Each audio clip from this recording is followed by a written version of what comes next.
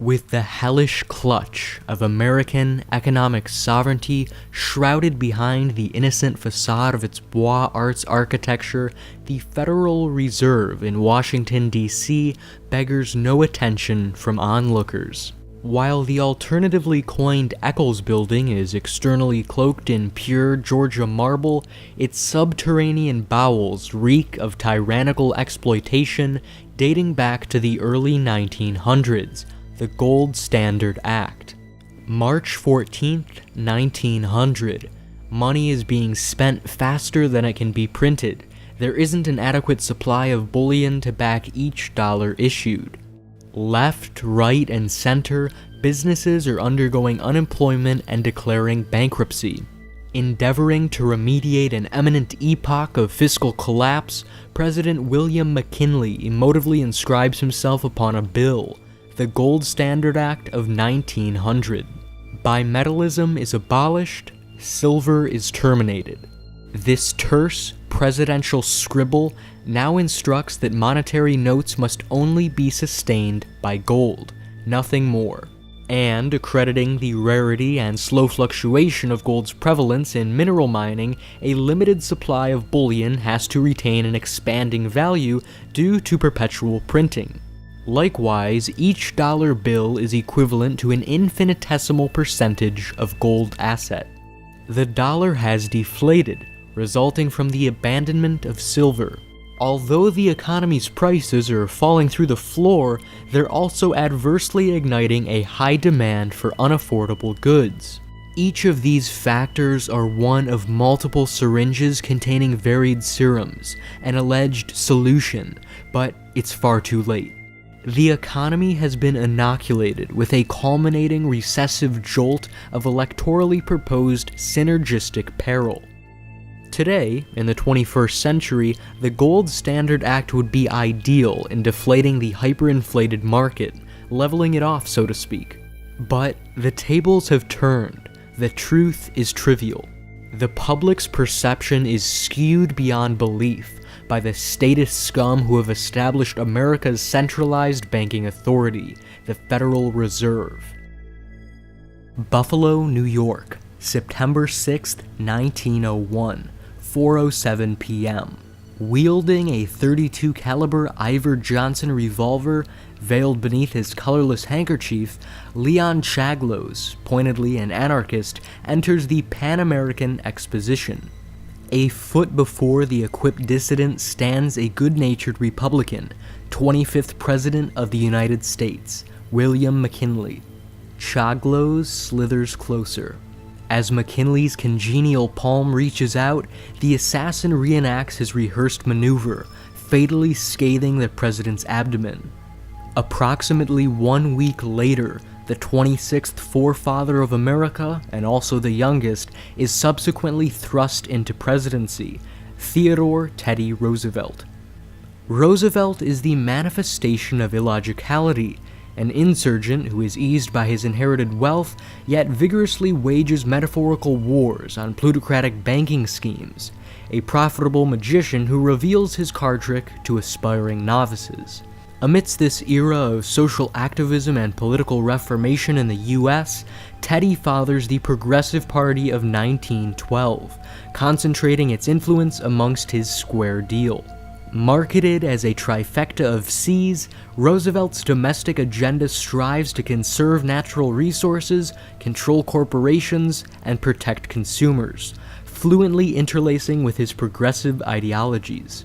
By combating the economic monopolist domination of the political climate, Roosevelt, if unsuccessful, at minimum confronts bipartisanship and criticizes its illusion of diversity.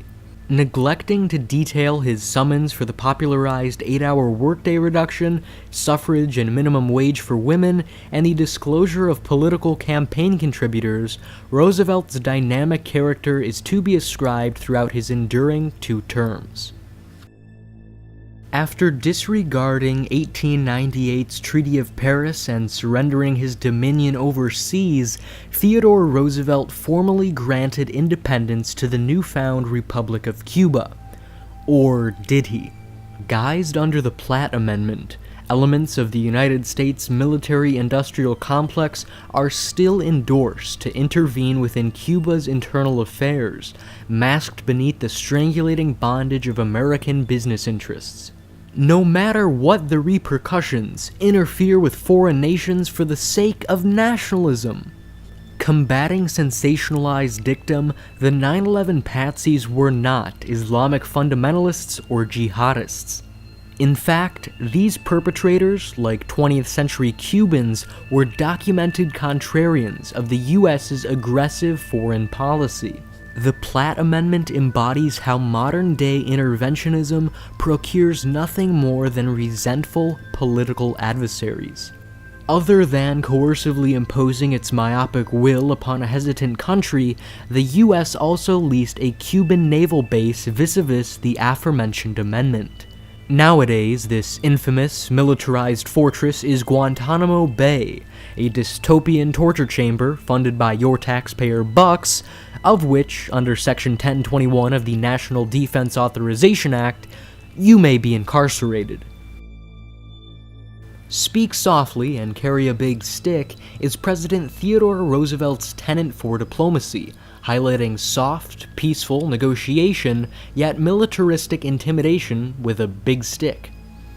Predominantly inspired by Machiavellian realpolitik ideals, Roosevelt's big stick diplomacy is blueprinted on practicality, not ethicality. On November 3rd, 1903, bullets are stocked into the magazine of an antagonistic machine gun. Already seething with contempt, the weapon ignites in response to Colombia's ludicrous propping up of Panama Canal construction costs. Allied with Panama, the US Navy rebels, a paragon of the big stick. The aphorism "history repeats itself" is no exception to the 20th century paralleling the 21st. The incessant glorification of militarism has culminated in the eminent police state and its faux notion of protection. A man willing to trade his freedom for security is deserving of neither. Erected before the Senate and House of Representatives on an Arctic December Washington, D.C. eve, Teddy Roosevelt articulates his annual State of the Union address. Quote, "The traditional policy of the United States condemned the oppression of nations and the control of their destinies by the great powers of Europe.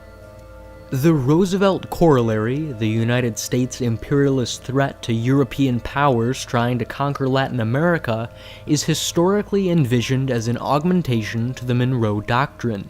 Oddly, though, the decree is more accurately a departure of the Monroe Doctrine, hounding European colonists against private sector, militarized entities.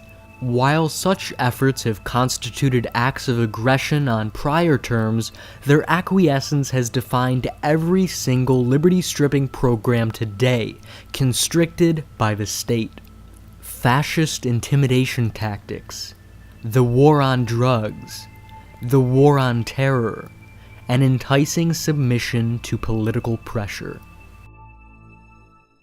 Concocted on June 27th, 5 years post-18th century, the Industrial Workers of the World, or IWW for short, is an industrial union organization. The association, a joint coalition comprised of both anarchists and socialists, seeks to abolish capitalism and further divorce the elite from the enslaved. The IWW's constitution asserts verbatim, quote, "The working class and the employing class have nothing in common. Workers are collectively stratified by the hierarchical caste system. Your rights no longer derive from carpentry, plumbing, or bricklaying. You are residual, monolithic machinery utilized to output nothing less than a binaric profit. Capitalists of America," the union propagated, "we will fight against you, not for you. Cripple the servitude of regulation before it's too late."